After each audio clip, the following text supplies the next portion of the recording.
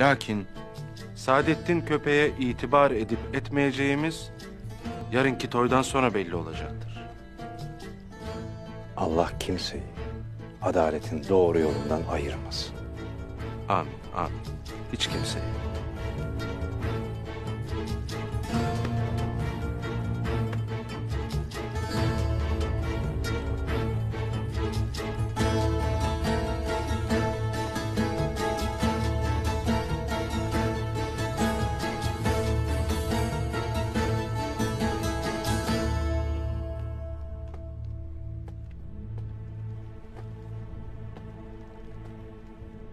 Yarın bu iş bitecek.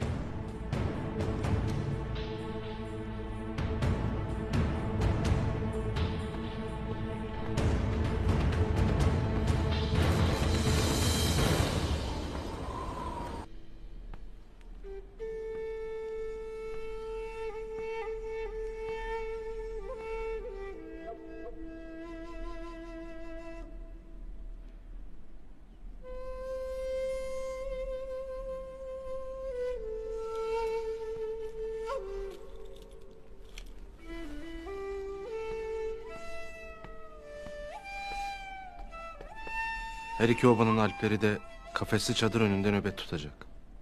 Senin ve benim rızam dışında hiç kimse içeriye girmeyecek. Giren olursa oracıkta öldürülecek. Eyvallah.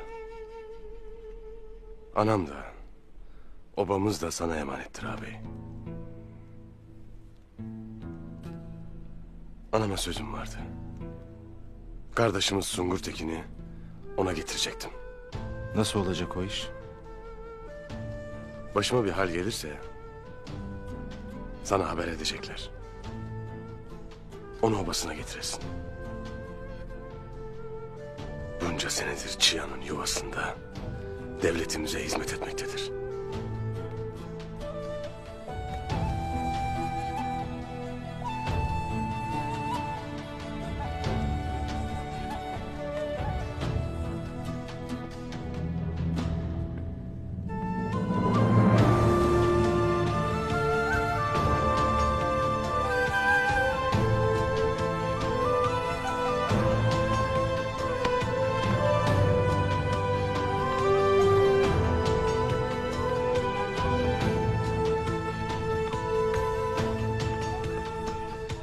Ertuğrul Bey'im, nereye gidersin? Vakti geldi yenge. Beyim, bunlar seni sağ komaz.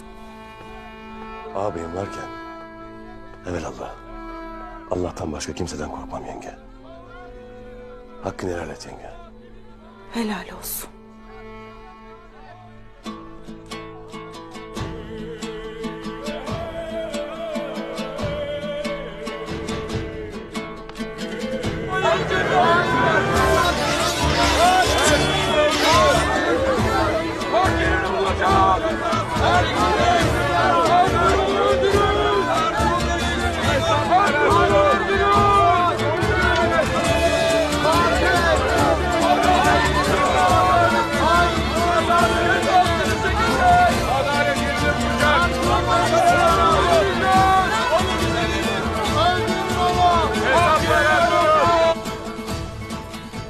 Onu koru.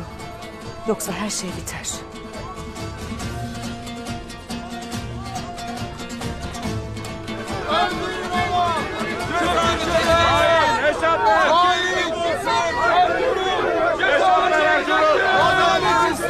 Beni dinleyin!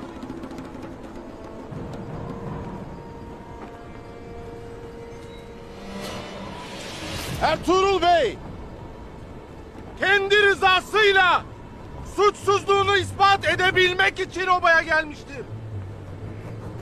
Şimdi yine kendi rızasıyla kafesli çadıra gidecektir.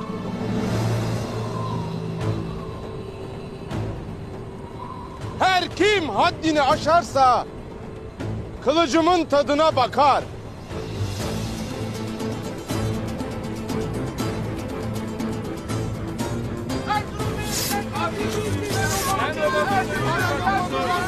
Haydi bismillah.